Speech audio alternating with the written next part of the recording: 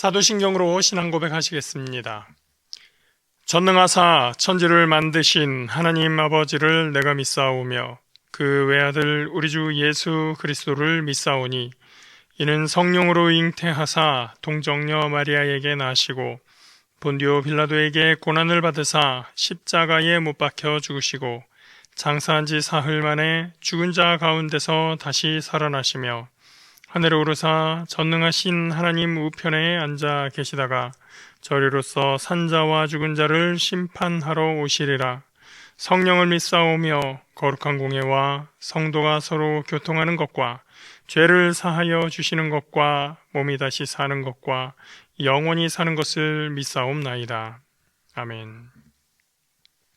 함께 보실 말씀 시편 112편 1절에서 4절까지 말씀입니다. 구약성경 887면에 있습니다.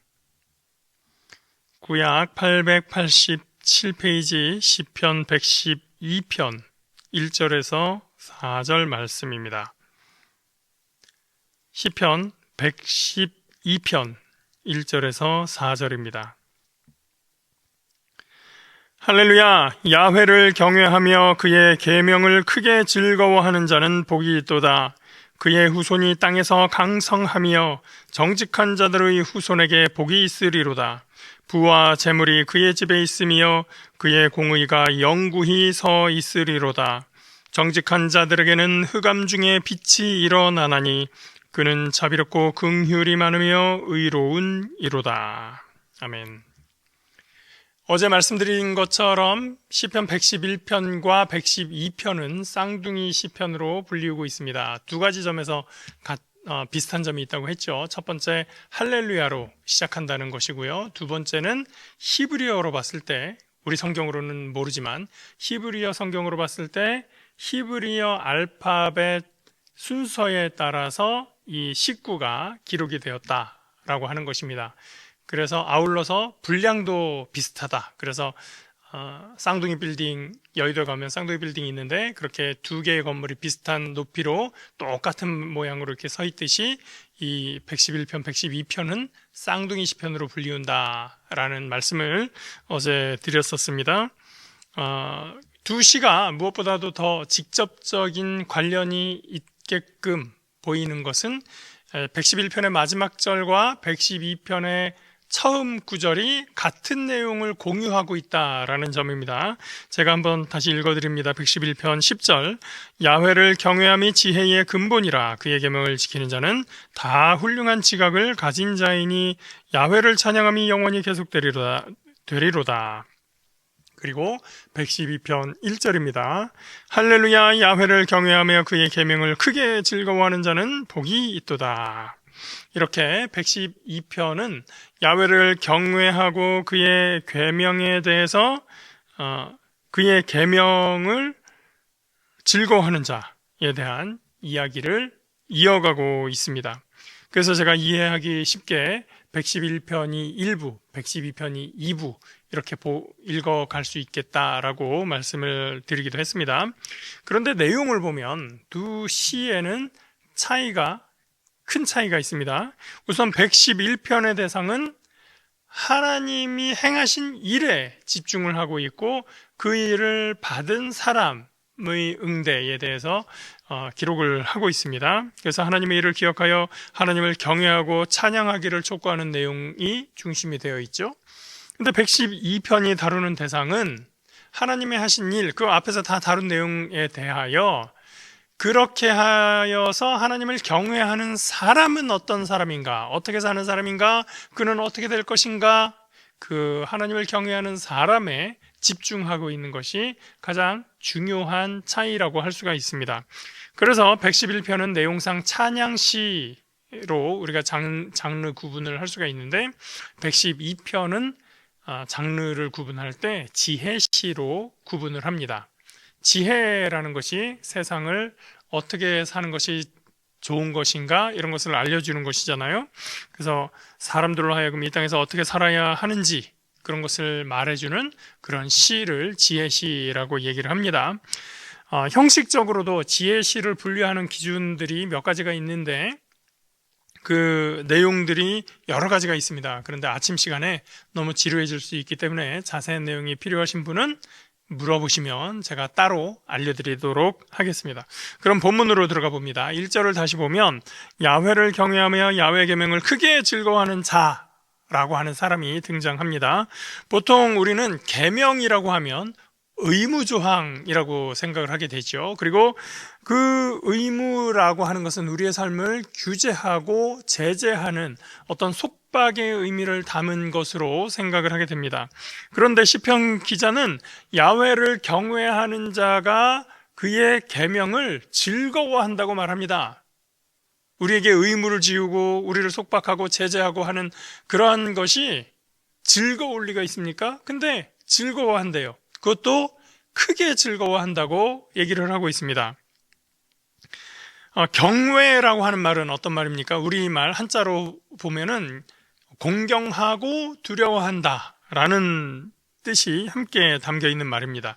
히브리 말로도 이 단어는 두려움이라는 단어이기는 하지만 그것이 공포 안에서 두려운 그런 두려움이 아니라 높으신 하나님의 그 엄위로움 앞에서 그 하나님의 존엄함, 존귀함 앞에 섰을 때의 두려움을 이야기하는 것입니다. 하나님을 경외할 때 그 앞에서 두려움과 떨림으로 서 있을 때 하나님께서 주시는 계명은 오히려 우리에게 자유를 선물합니다. 내가 뭘 하면 될지 알려주는 지침이 되기 때문입니다. 수업 시간에 선생님이 나를 불러서 세웠습니다. 그래서 나에게 뭔가를 질문을 하는데 내가 모르는 내용을 질문하시면 우리 마음이 어떨까요? 막 불안하고 떨리고 친구들이 보는 것도 막 눈총이 너무 따갑고 선생님한테 혼날 것 같고 이런 감정이 들지 않겠습니까? 두렵습니다. 그런데 선생님이 질문을 하면서 내용을 잘 설명해주고 그리고 보기를 줍니다. 첫 번째는 이렇게 하는 내용이고 두 번째는 요러저러한 내용이야. 너는 어떤 것이 더 좋겠니? 아니면 여기에 더 적합한 것은 뭐라고 생각하니? 이렇게 할 때 우리는 선택의 폭이 훨씬 좁아지고 마음이 편해집니다. 그리고 질문과 그 보기가 서로 연관되는 것을 찾을 때 우리가 때로는 내용을 잘 몰라도 그 질문과 보기만 보고도 잘 선택을 할 수 있는 경우도 있게 되죠. 그런 것처럼 하나님 앞에 서는 것만으로도 두렵고 떨리는 그런 상황인데 하나님께서 우리에게 계명을 주신다라고 하는 것은 우리가 어떻게 사는 것이 바른 것인가 옳은 것인가를 알려주는 것이기 때문에 크게 즐거워할 수 있는 것입니다. 불안해하지 않아도 되거든요. 계명을 주셨기 때문에 그대로만 살아가면 되기 때문입니다. 그러니 시인은 노래하는 것입니다. 1절에 할렐루야 야훼를 경외하며 그의 계명을 크게 즐거워하는 자는 복이 있도다. 어떤 복을 말하는 걸까요? 구약시대에는 복이라고 하면 보통 네 가지의 복을 생각하게 됩니다. 첫 번째는 번영하는 것이고요. 두 번째는 후손이 복을 받는 것입니다. 세 번째, 공동체 안에서 복된 것이고 네 번째로 하나님과의 관계 안에서 복된 것입니다. 순서는 그냥 제가 임의로 얘기를 했지만 이런 네 가지가 있는 것이죠. 자, 그러면 이 네 가지가 구약시대에 가졌던 복에 대한 관념인데 오늘 본문에서 뭐라고 하는지 한번 보겠습니다. 2절 그의 후손이 땅에서 강성하며 정직한 자들의 후손에게 복이 있으리로다. 후손이 잘 되는 복입니다. 3절 부와 재물이 그의 집에 있으며 그의 공의가 영구히 서 있으리로다. 번영하는 복입니다. 4절 정직한 자들에게는 흑암 중에 빛이 일어나나니 그는 자비롭고 긍휼이 많으며 의로운 이로다. 공동체에서 인정받으며 자리 잡는 복입니다. 또 하나님을 경외하는 사람은 사람들에게도 선하게 대하고 있죠. 5절입니다. 은혜를 베풀며 꾸어주는 자는 잘 되나니 그 일을 정의로 행하리로다. 잘 되기 위해서 억지로 대출받아서 꾸어주라는 얘기가 아닙니다. 더 좋은 걸 받으려고 지출하고 그래서 나중에 더 좋은 것으로 되돌려 받으려고 하는 건 투자라고 할 수 있습니다. 거기서 잘못되면 투기가 됩니다. 그거는 은혜라고 할 수가 없는 것이죠. 은혜는 그냥 주는 겁니다. 선물입니다. 꾸어주는 것도 뭐냐면 율법적으로 봤을 때 율법상 이스라엘 사람들은 자기 동족에게 돈을 꾸어주고 이자를 받을 수 없게 되어 있습니다. 금지가 되어 있어요. 그러니까 돈을 꾸어준다는 것은 무슨 의미입니까? 무이자로 빌려주는 거예요. 그러니까 그것은 은혜가 될 수가 있는 것입니다. 그런데 이 모든 복의 핵심은 잘 되고 부자가 되는 것에 핵심이 있지 않습니다. 하나님을 의지함으로 인해서 흔들리지 않는 믿음의 삶에 있는 것입니다. 6절 말씀, 그는 영원히 흔들리지 아니하며 의인은 영원히 기억되리로다. 하나님께서 그를 의인으로 기억하실 것이기 때문입니다. 흔들리지 않는 사람의 모습을 볼까요? 7절입니다. 그는 흉한 소문을 두려워하지 아니하며 야훼를 의뢰하고 그의 마음을 굳게 정하였도다. 그의 마음이 견고하여 두려워하지 아니할 것이라. 그의 대적들이 받는 보응을 마침내 보리로다. 복 받았으니까 무사태평하게 살아가는 그런 삶이 있는 것이 아니라 때로는 흉한 소문이 있고 그를 해하려는 사람들이 다가오고 그런 것을 보게 되지만 두렵지 않고 오히려 그들이 무너지는 것을 보게 된다는 것입니다.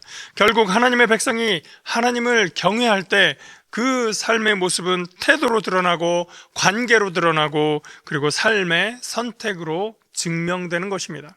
그리고 그것은 하나님께서 자기 백성에게 나타나는 모습이기도 합니다. 우리가 기도하면서 예수님의 삶을 닮아 살게 해달라고 기도합니다.